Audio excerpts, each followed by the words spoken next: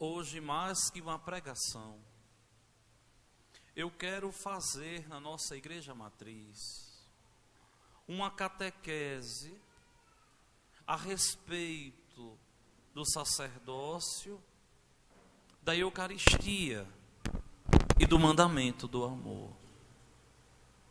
Esses três pilares que nos torna católicos.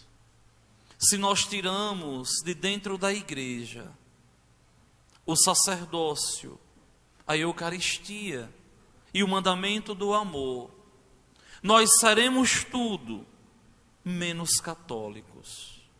Seremos discípulos de qualquer homem, menos discípulos de Cristo. Olhem que Jesus quis assim. Ele funda a sua igreja e ele escolhe homens e coloca esses homens à frente da sua igreja para conduzir o seu povo rumo ao céu. O sacerdócio é sagrado, é sacramento precioso do coração de Deus. O sacerdócio é divino, é sacramento precioso de fé da igreja. O sacerdócio não é deste mundo. E o homem deste mundo, puramente carne e sem fé, é incapaz de compreender o sacerdócio católico. É incapaz de compreender o sacerdócio da Igreja Católica. Dom de Deus, deixado por Ele para nos guiar. Dom de Deus, deixado por Ele, para que assim os homens nascessem para o céu. O que seríamos de nós se não existissem os padres para batizar e fazer a vontade de Deus acontecer? Vontade de Deus, que o seu corpo, que o seu sangue chegasse até nós, através das mãos ungidas de um sacerdote. Vontade de Deus, que quando nós caímos na miséria, no pecado, um sacerdote erga a mão para perdoar os nossos pecados e nos devolver a amizade com Deus. É como se o sacerdote pegasse alguém pela mão e colocasse na mão do Senhor o bom Deus, fazendo as pazes. O que seria de nós se não existisse um sacerdote para atestar que somos maduros na fé e somos crismados, e assim recebemos o Espírito Santo em plenitude na vida do cristão? O que seria da Igreja Católica se não existisse uma testemunha qualificada, sacerdote, para abençoar a família de vocês no santo e sagrado matrimônio com a bênção nupcial? Abençoar os vossos filhos, abençoar as vossas casas, e levantando a mão interceder para que o Senhor, o bom Deus, abençoe aquele que ali precisa de tanta graça, aquele ali que precisa de tanta bênção, aquela família que precisa tanto da graça de Deus. O que seria de nós se não existisse o sacerdote católico, para que na hora das nossas dores, do nosso sofrimento, quando o homem está lá em cima da cama, jogado ao léu, moribundo, sofrendo com a enfermidade, e o sacerdote não fosse lá, e não existisse o sacerdote, e graças a Deus que existe, para que ali o enfermo, moribundo, doente, entenda que ele não está sozinho, mas que a igreja sofre com ele e vai lá a interceder a Deus a cura, para que, se for da vontade de Deus, aquele doente, aquele enfermo receba de Deus a cura e possa retomar o seu caminho.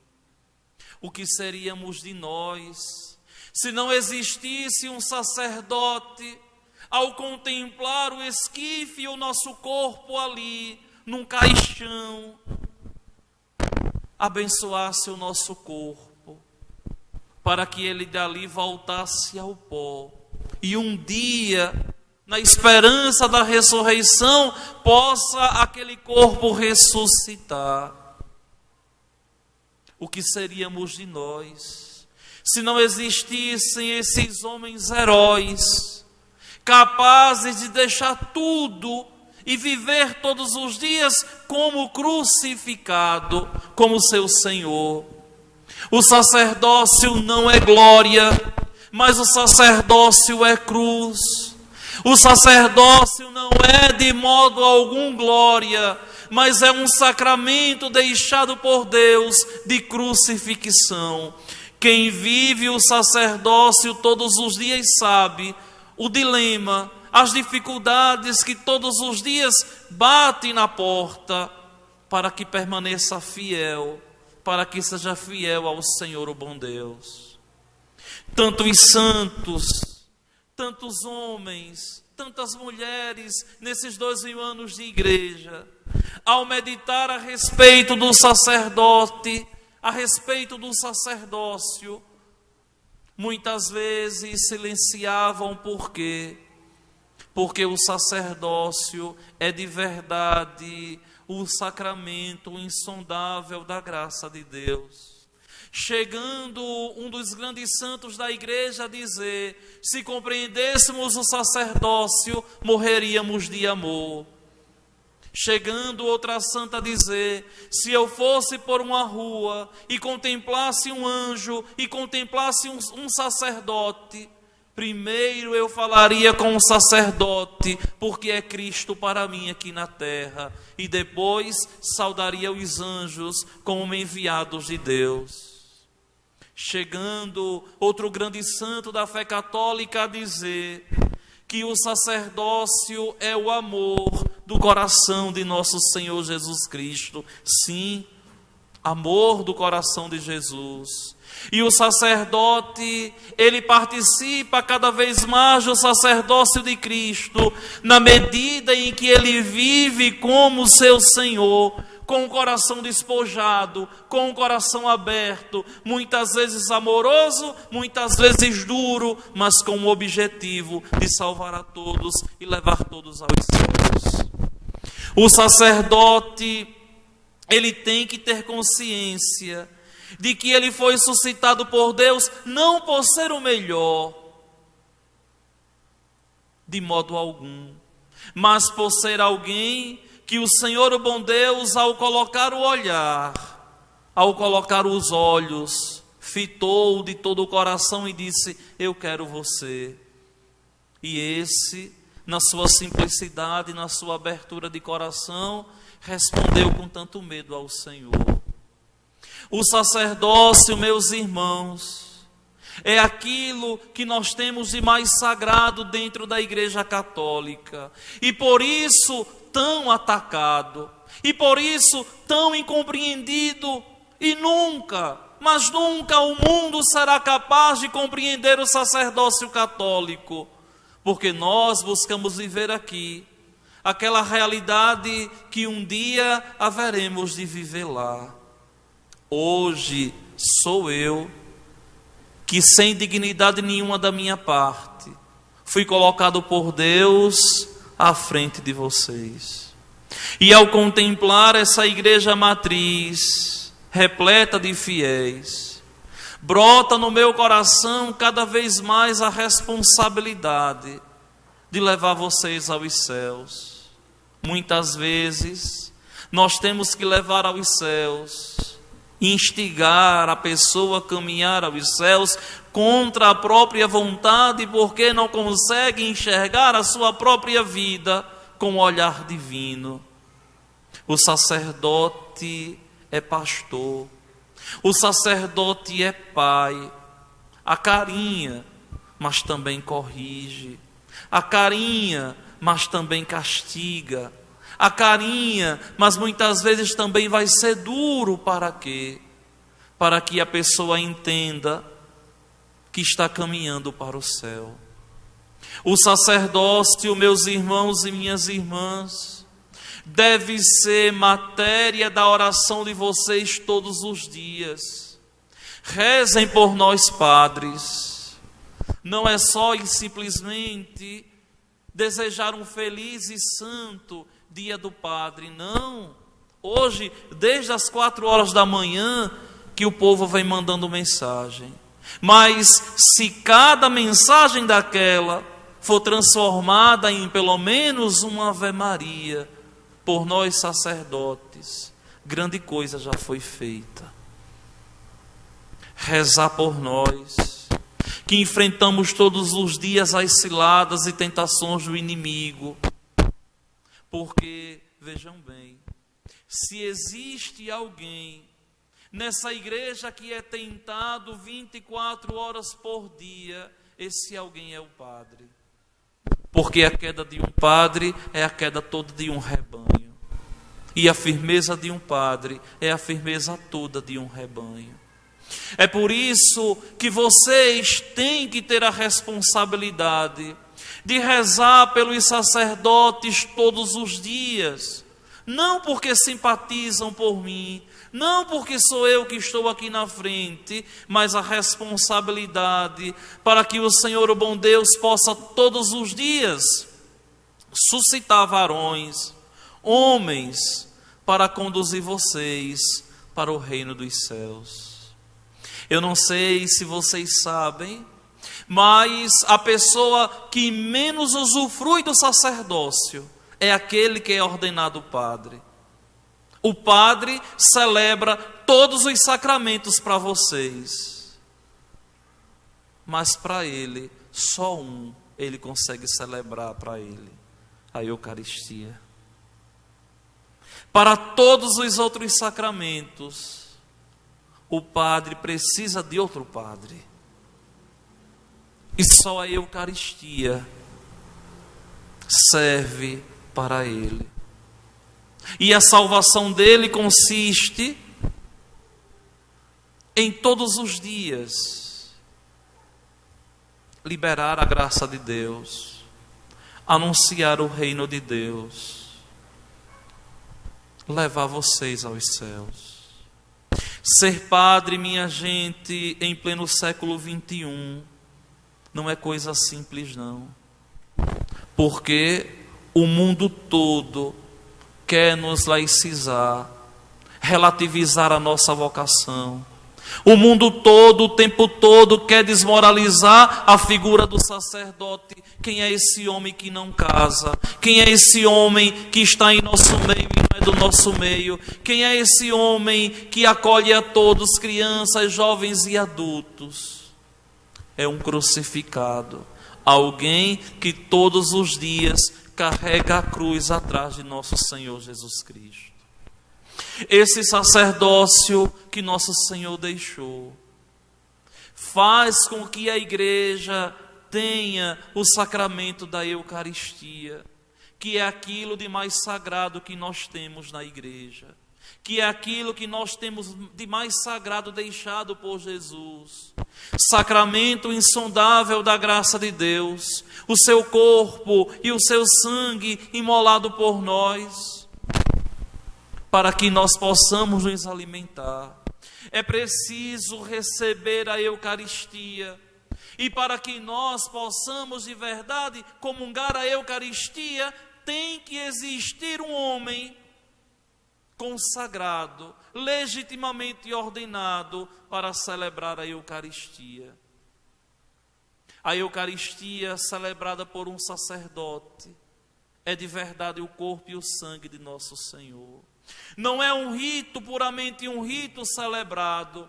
Se um menino desse que tanto conhece, que tanto sabe de liturgia, pegar o missal e vir aqui celebrar a Eucaristia cumprindo todas as normas, todos os ritos, não fez nada. porque não foi ordenado sacerdote.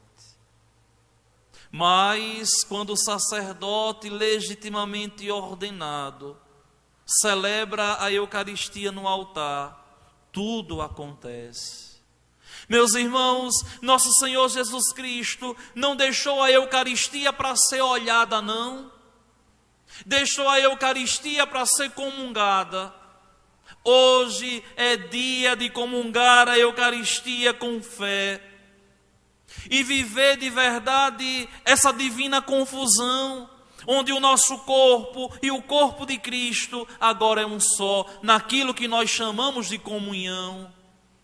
Onde a Eucaristia que eu comungo agora adentra o meu ser, e eu e Cristo e eu somos um só.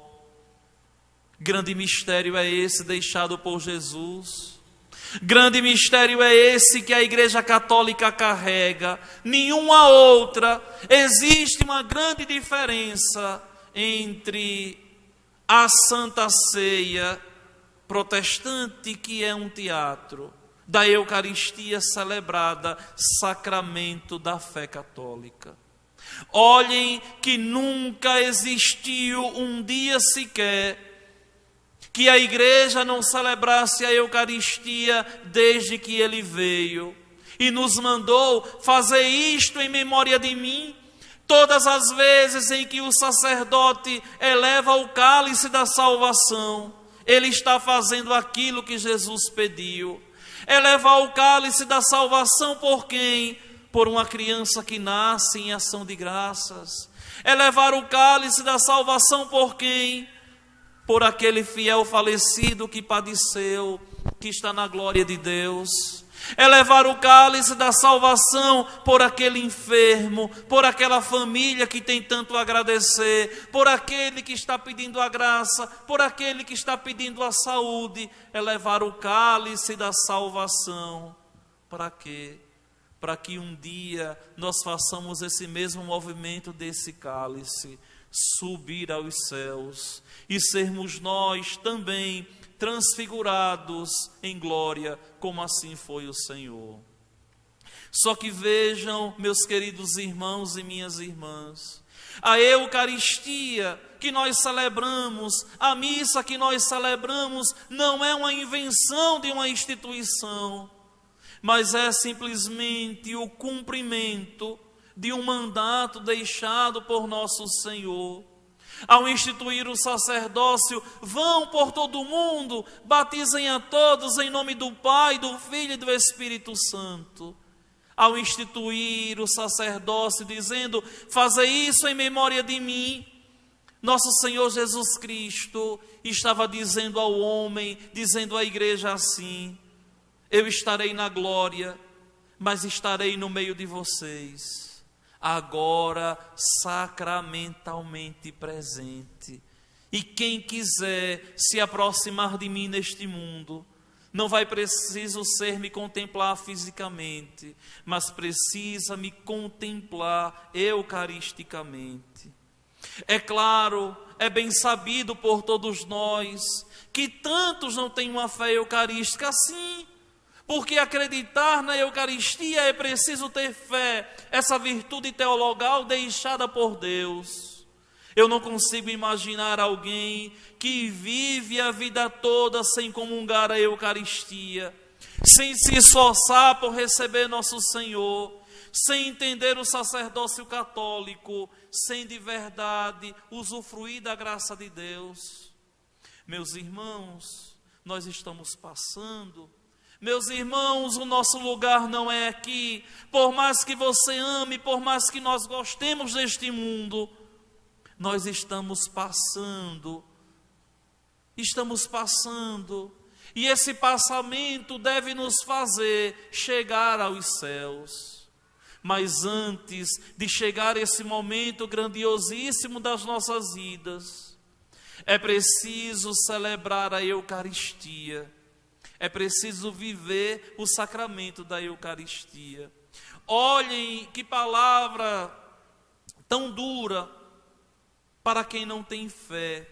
Esse sacrifício do livro do Êxodo assim: Este dia será para vós uma festa memorável, em honra do Senhor, que haveis de celebrar por todas as gerações como uma instituição perpétua. É isso que nós fazemos. Não existe nenhum outro sacramento que perdure para a eternidade, a não ser a Eucaristia que nós celebramos.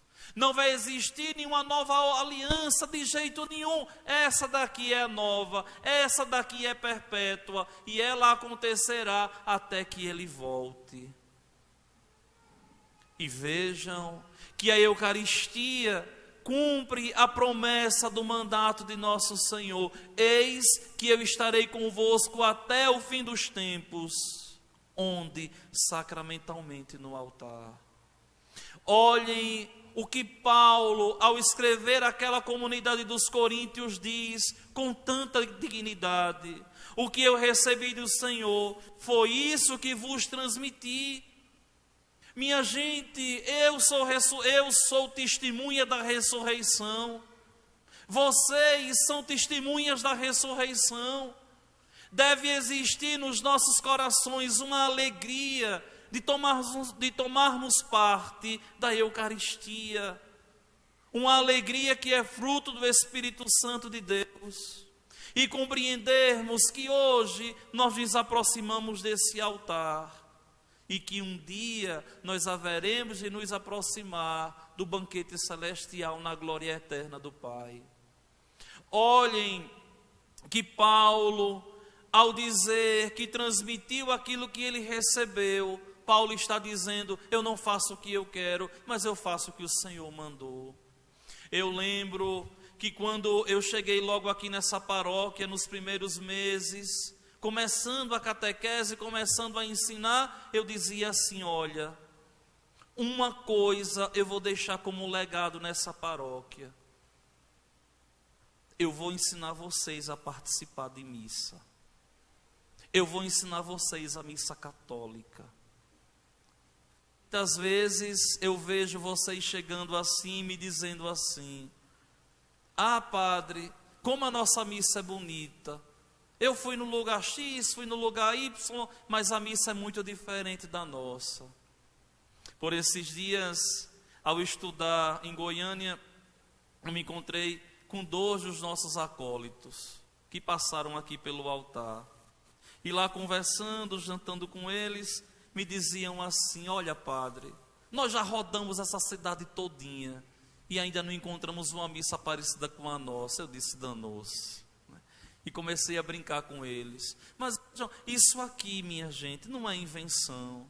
Isso aqui é a missa católica, está toda no missal. É tudo aquilo que Jesus deixou, é um legado de 2000 anos de igreja. Não é uma missa diferente das outras, não. É simplesmente uma missa obediente às rubricas, aos ensinamentos de nosso Senhor. Celebrar bem da Eucaristia, ou melhor, participar bem da Eucaristia, aprender a celebrar a Eucaristia com dignidade, aprender a usufruir dos frutos eucarísticos, e são tantos. É aqui que a gente aprende a amar, é aqui que a gente aprende a respeitar, é aqui que a gente aprende de verdade a tratar com o sagrado, dom inestimável da graça de Deus.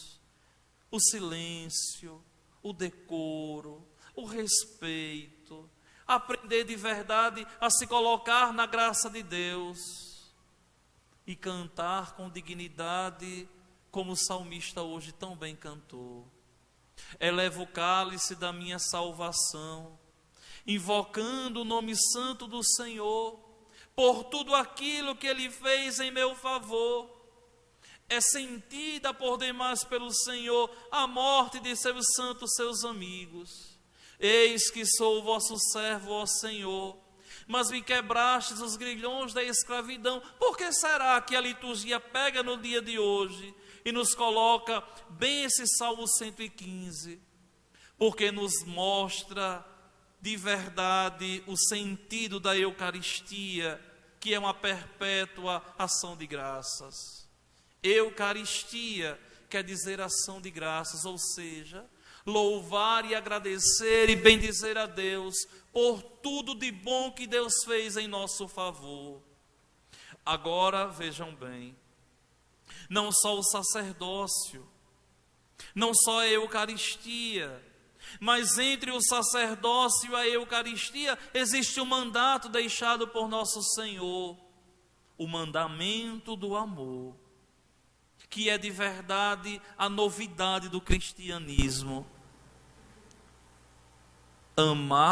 Amai-vos uns aos outros, como eu vos amei. Qual é a medida do amor cristão? Não é o mesmo preceito do Antigo Testamento, amar o próximo como a si mesmo, não. É amar o próximo como Cristo nos amou.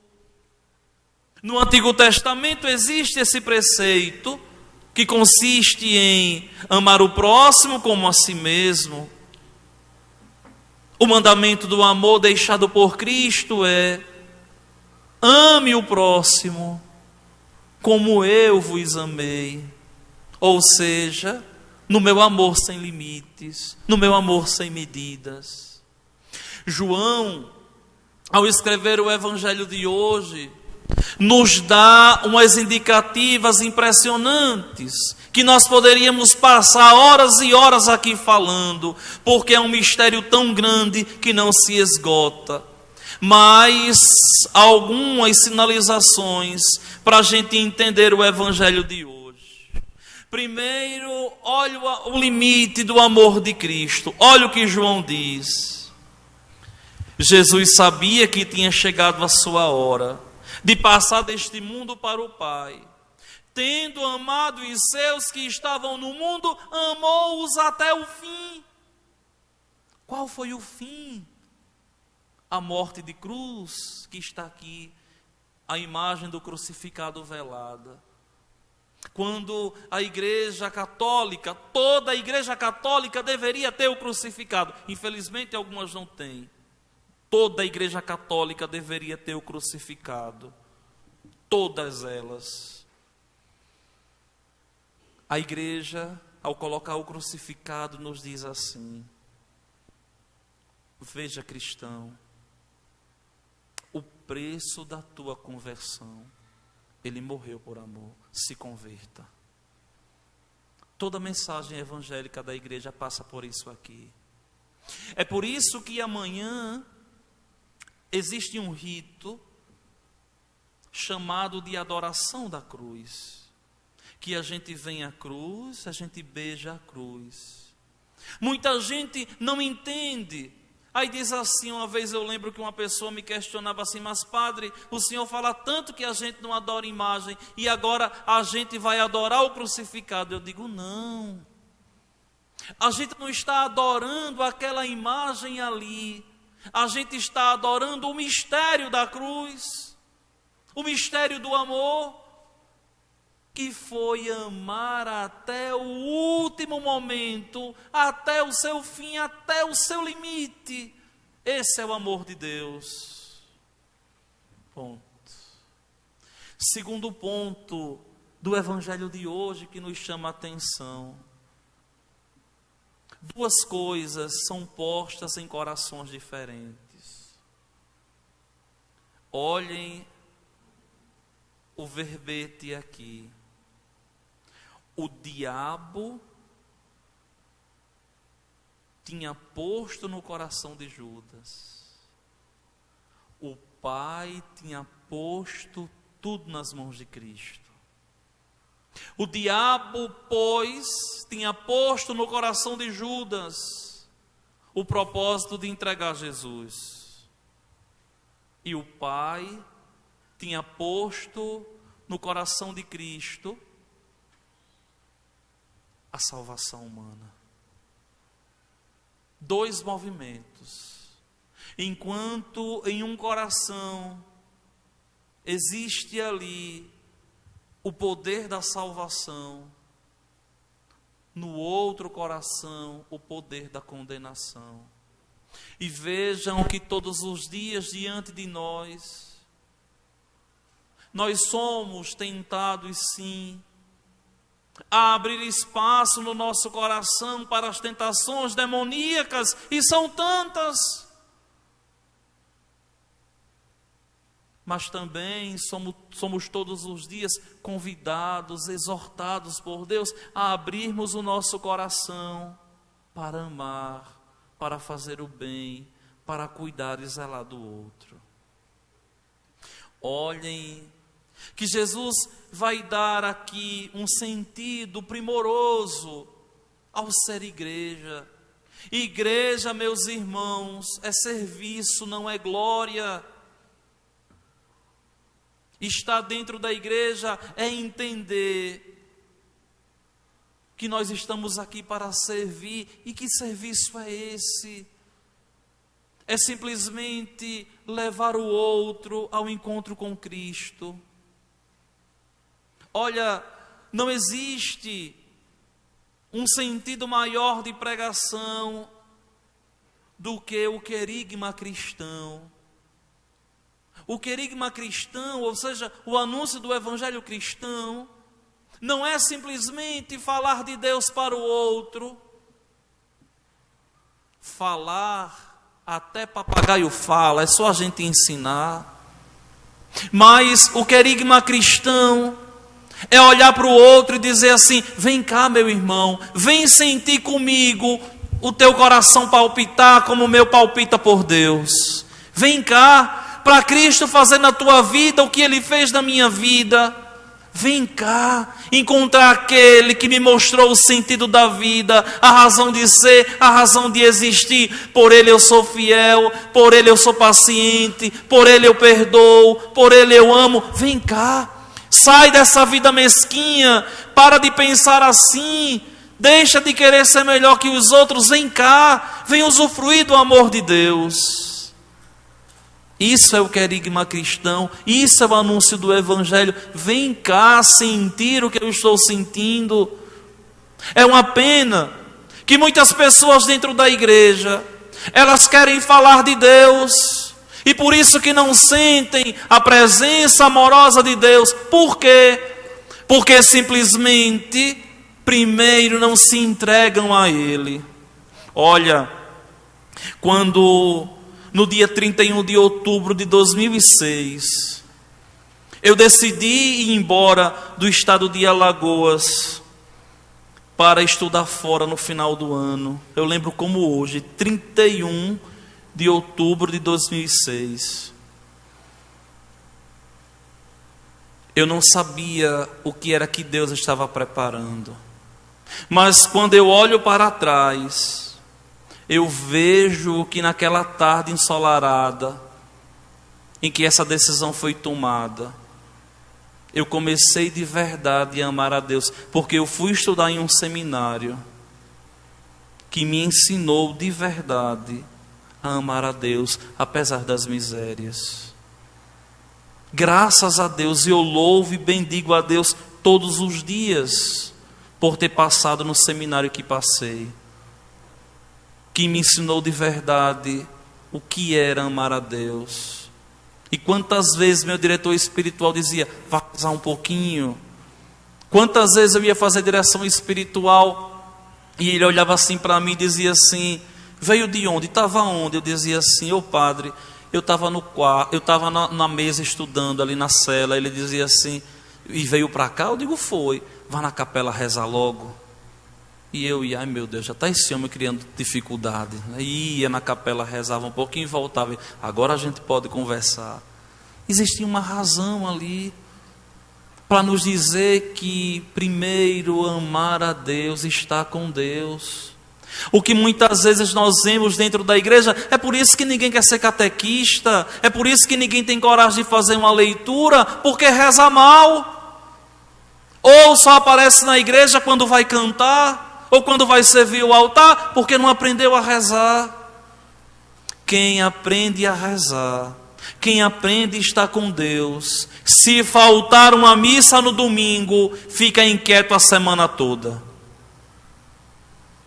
Quem aprende a estar com Deus, quando falta uma missa de domingo, sabe que a semana não está completa. porque a Eucaristia é essa presença primorosa que nos preenche totalmente. Olhem o texto. Nosso Senhor tira a túnica, ou melhor, tira o manto, cinge com a toalha na cintura e vai lavar os pés dos discípulos. Mas, padre, por que ele fez isso? Porque fazia parte do rito de casa. Quando se chegava na casa de alguém, se lavava os pés, existia uma talha de pedra na porta, aquelas mesmas talhas que Nosso Senhor depois vai mandar encher de água e transformar água em vinho em Caná da Galileia. E era a praxe da educação. E o dono da casa oferecia um óleo para a pessoa colocar no cabelo, pentear os cabelos e entrar na casa. Toda casa tinha que fazer isso. Se não fizesse isso, era aquilo que a gente chama de má educação. E Jesus aqui, ele faz isso. Ele começa a lavar os pés dos discípulos, só que um diz assim: não, Senhor, tu não vai me lavar os pés, não. Pedro não quer ser servido por Deus. E Jesus diz: se eu não te lavar, tu vai te condenar. E Pedro diz: então lava tudo, Senhor, porque eu quero todo ser teu. E Jesus diz: quem já está limpo, basta lavar os pés. Mas nem todos estão limpos. Olha, minha gente, a mesma coisa, a gente olhando essa igreja, a gente sabe como nós temos que aumentar o amor por Deus. Muitas vezes tem gente que não entende.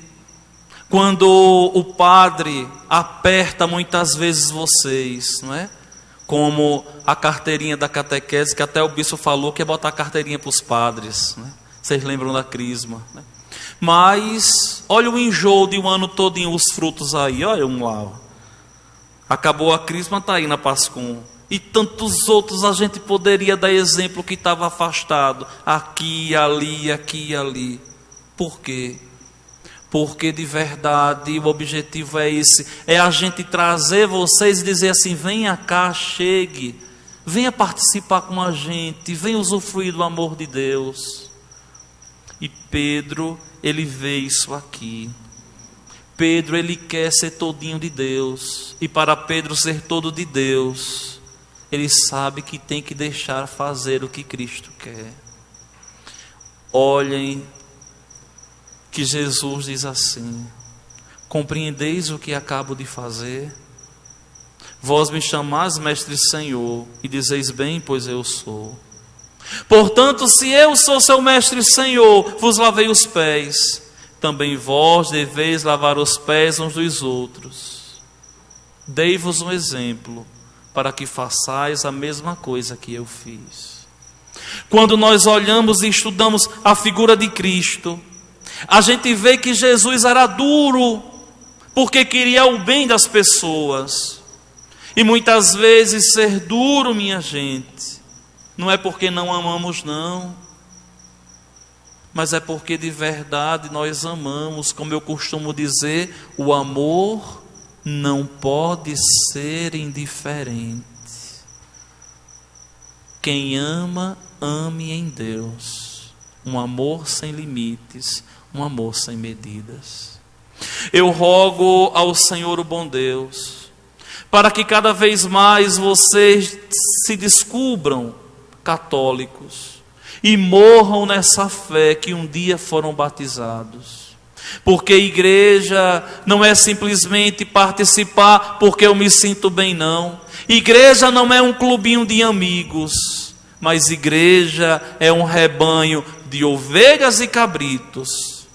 Alguns cuidados, outros levando taca, para que todos possam entrar no caminho do céu e entrar no redil das ovelhas e passar de verdade para o grupo, para o rol, para a grei dos escolhidos do Senhor, o bom Deus. Que o Senhor, o bom Deus, assim nos ajude, nos proteja, nos ilumine, para que cada vez mais nós possamos levar uma vida santa. E com a graça de Deus, um dia não estaremos aqui olhando um sacerdote, nem olhando o corpo de Cristo, mas estaremos do céu contemplando a Deus mesmo, tal como Ele é. Louvado seja nosso Senhor Jesus Cristo.